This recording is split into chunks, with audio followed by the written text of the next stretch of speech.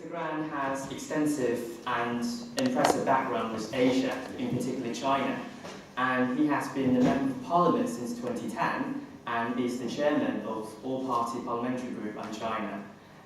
We're very pleased to be able to welcome you back to Oxford and your own college, Christchurch.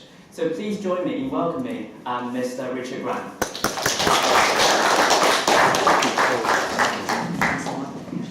Yes. Well, thank you very much indeed, and it's a real treat to be with you all today. And although embarrassing, to come late because the traffic took me much longer than I expected. Actually, it was good because I heard most of Ms. Liu's presentation, which introduced a number of words in English which I didn't know, including something called the fugacity approach. So later on you must explain to me what fugacity means. And there are quite a lot of other technical words which I had no idea what they meant in English. So that was a good example of a really impressive presentation across the divide between China and the UK. And today really is a very good chance for me to thank the team that put together the China-Oxford Scholarship Fund. I was told there was one trustee who was going to be here today, is that right? Yes. So thank you to the trustees for keeping the fund going. And am I right, we've got I think 5 or is it 6 speakers today, all funded through this scholarship. And how long is the period of study for? Is it 1 year each? In some cases it's a master's, in some cases it's DPhil, but it's 1 year at a time funded.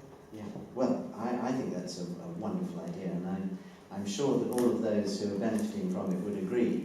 And what is amazingly impressive is to see a group of extremely able people from China here discussing and debating and asking questions in English.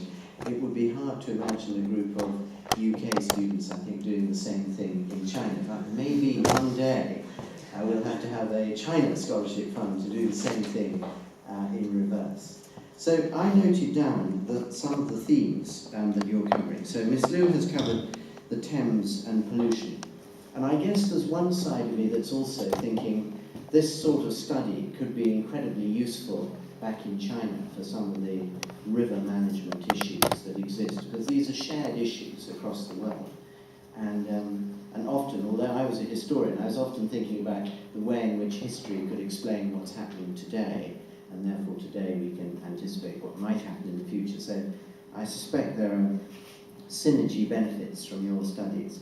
And then Mr. Liu, is that right? You're doing cardiovascular, Yeah. Which is a really interesting subject. And as a non-scientist, there would be a lot of words there that I wouldn't understand. But cardiovascular issues are the same the world over. So it's got a totally international benefit, your studies. And then I think it's Miss Wong, is that right? Are you covering the Silk Road? Covering the Silk Road, which was neither a road nor really all about silk. And this is something I can very much relate to, as I will touch on in a moment or two. And then we have Mr. He Zhongyu, Mr. He, beyond graphene. And this has to be incredibly important, because graphene is critical, particularly in aerospace. Aerospace is a sector of huge global growth and massive interest to China. Designing wings and whether you use graphene or something even more exciting is going to be a big issue, I suspect. And then we've got Mr. Liu Xian, is that right? Talking about 3D imaging. He's not here yet. He's not here yet.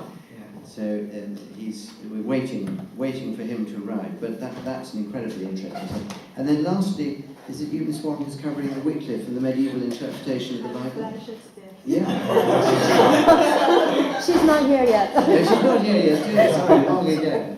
But that's a really interesting subject, and as someone who created a history festival in my small city in Gloucester, something I'd be very interested in hearing from her about. So all 6 of our speakers have got fascinating subjects in different fields. I don't know if the Trust was aware of the different subjects when you chose them, but you have deliberately, I think, gone for a broad variety, which is really exciting.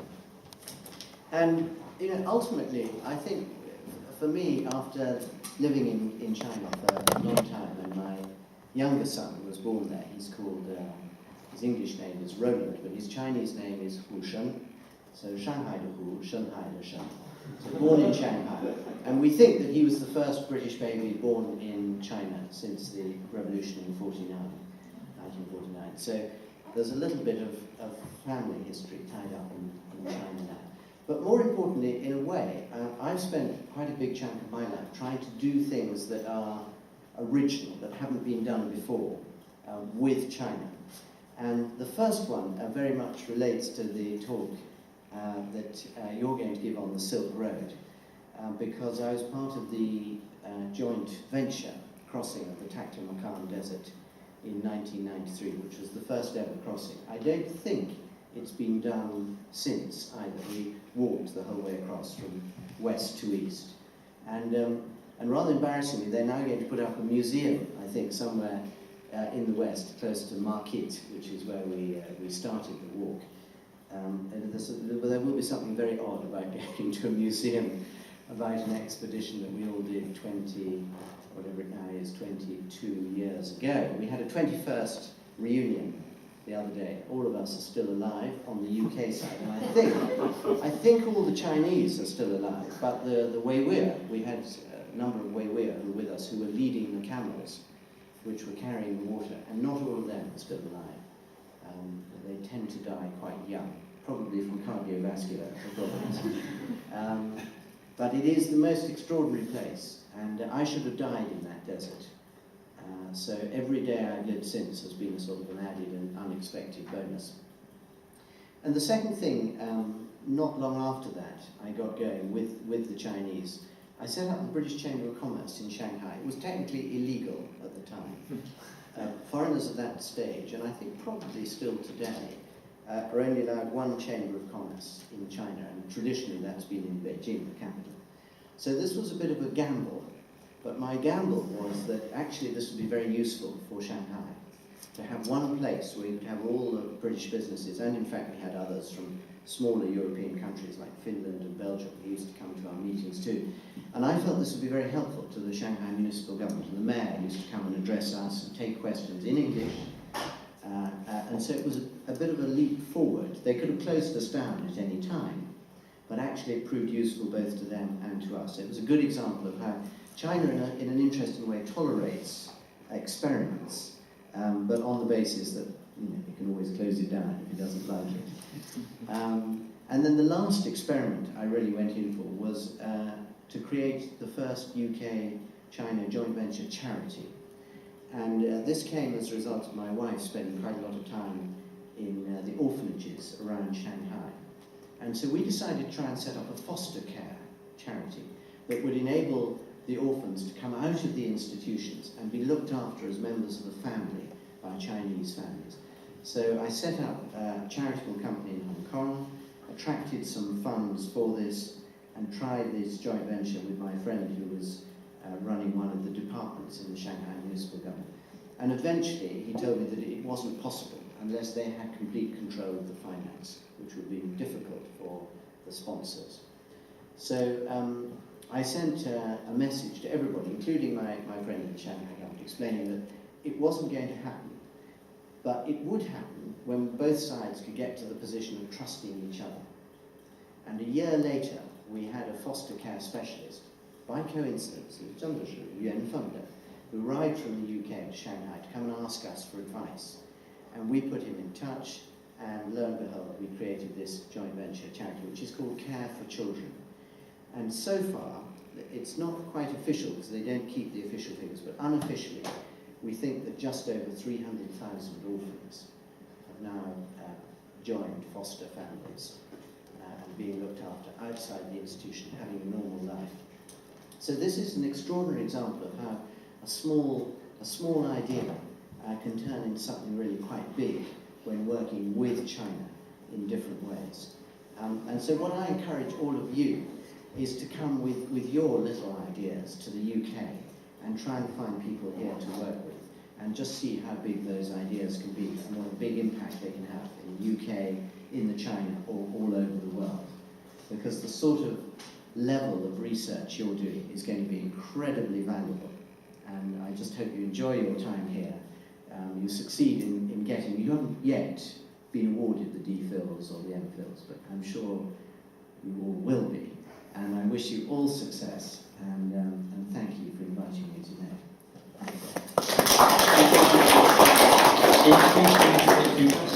Yeah. Do you have any questions for Mr. from the audience? That's nice and easy. You can ask the question actually. So you talk about the engagement between China and the UK, because actually I was working for British Embassy in the past. So I'm fortunate to be able to work with UKTI. So in terms of the engagement between different countries, what do you see the future? Do you see it's going to skyrocketing, going to be more and more frequent, or what do you see about the future between engagement between different countries? No, that's a good question. Can I borrow that? Thank you. It's a really good question. I mean, I think it's relations between countries are at sort of three levels. The first one is at the sort of institutional government-to-government level, which is always going to be quite complicated. And the reason it's complicated is that the governments, the UK and China, don't yet really have completely sort of shared values and ideas about the world and government structures and so on. So that's always going to be an awkward relationship. But the second one is really between businesses and businesses and businesses with people, consumers, if you like. That's a much easier relationship on the whole. I mean, you get into questions, technical questions of intellectual property, distribution control, taxation, sometimes corruption. So that there can be difficulties in those relationships, but on the whole they're an easy one. If you like a product, you buy it. If you're a distributor and you think the product will sell, you distribute it, and so on. And the third relationship is the most interesting one, and that's the human-to-human relationship. And that happens, I think, when people from all countries are travelling more, and they become more tolerant of and more interested in what other people's ideas and ways of life are. When I was first travelling in China in 1980, just to see a Laowai on the streets was really quite unusual for quite a lot of people who'd been born after the Jiefeng. And so at that time, you felt a bit awkward as a foreigner unless you were wearing a Zhongshan jacket and so on, in order to try and blend in a little bit. But I still had a big nose, so I couldn't blend in completely. And I suspect it was probably a little bit awkward for Chinese people at that time coming to the UK or the West. So the relationships were difficult. But today it's just so different. I mean, look at what's happening in this little theatre today. It's completely different. There are many more Chinese who speak English and have lived or studied abroad. And gradually, bit by bit, there are more Westerners and other types of foreigners who are living and studying in China. And that makes for a much warmer relationship and gets rid of some of the dogma and the old history and the people who sold opium or the people who spread communism. We can sort of move away from some of those rather unhelpful stereotypes. And I think the human-to-human thing, when more people are marrying or travelling together, that is the exciting thing, and that's what the shape of the future is. Yeah, thanks so much. Thanks so much for let's the picture for the future. Yeah. Do you have another question? Yes, of course.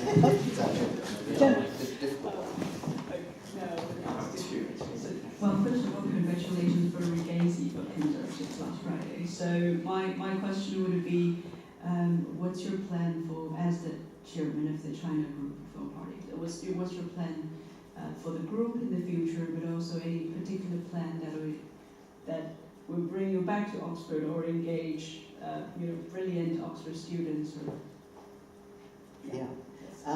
Well, the all-party parliamentary China group is an interesting thing.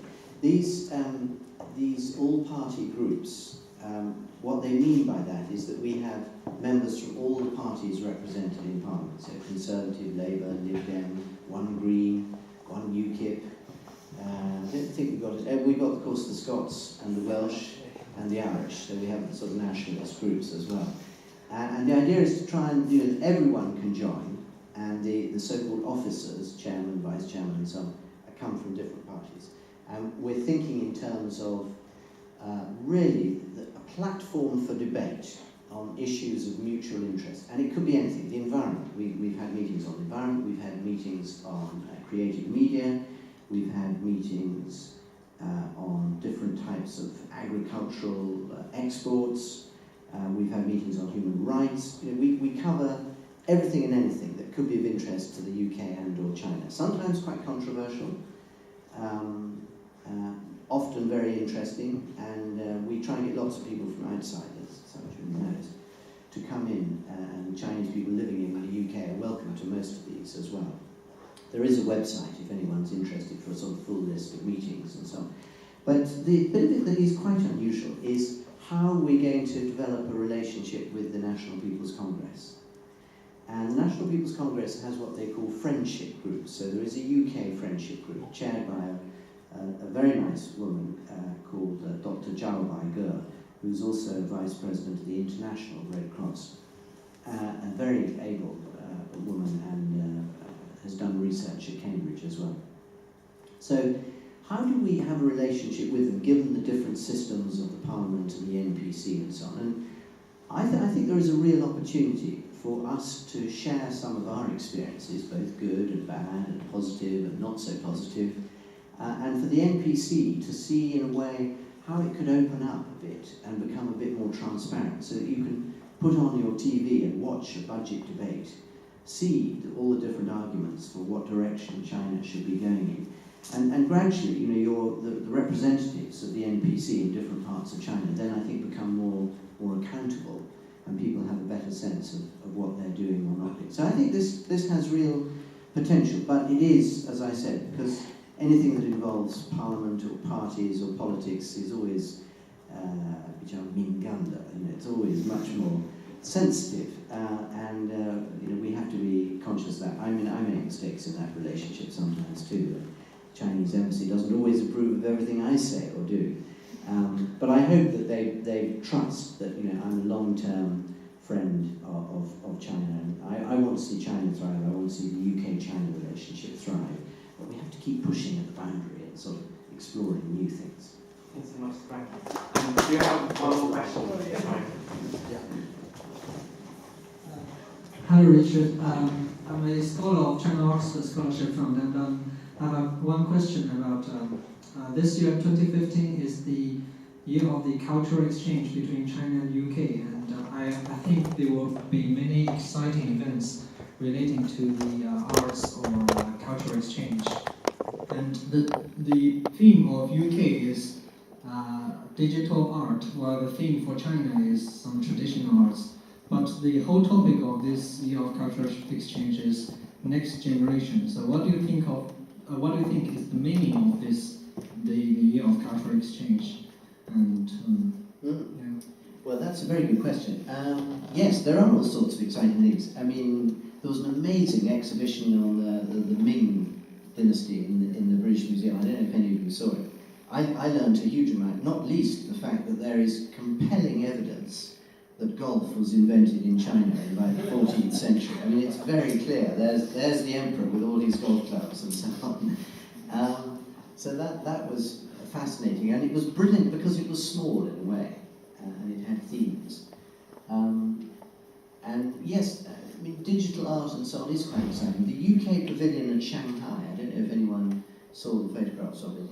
It won the sort of the best pavilion award. But what was interesting about it was that it was very high tech by a guy called Thomas Heatherwick, who designed the new buses in London, and is going to try and do this garden bridge across the River Thames. So he's a really interesting designer, and he used millions and millions of little seed heads. They look like sort of hedgehogs on the pavilion. So I think all exchanges of ideas of that kind, whether they're traditional or modern, or sometimes learning new lessons from old things, like the story of the golf, is really interesting. And it's just another way of drawing nations closer together and sharing ideas. We had a fantastic lunch in the old exhibition centre in Shanghai when David Cameron went over 2 years ago, which I was at.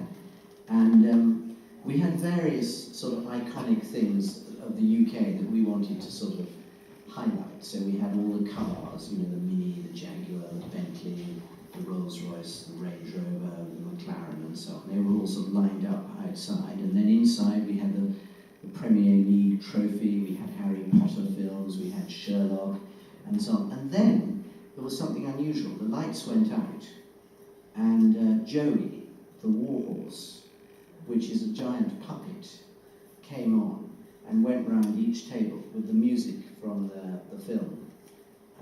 And this was just before the play, The Warhorse, was about to be launched in Mandarin in Beijing. And I was on a table mostly with Chinese colleagues, and I could see they were all a bit sort of surprised and puzzled about this sort of puppet going around.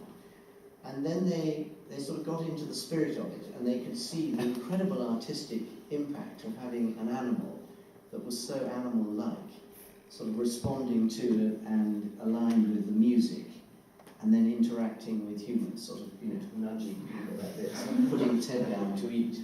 And that actually was the highlight of the whole thing. It wasn't the Premier League trophy or anything like that. So I think it shows that art can reach senses, a bit like music, that nothing else can. And if that comes out of the exchanges, it'd be fantastic. Thank you. Thanks so much.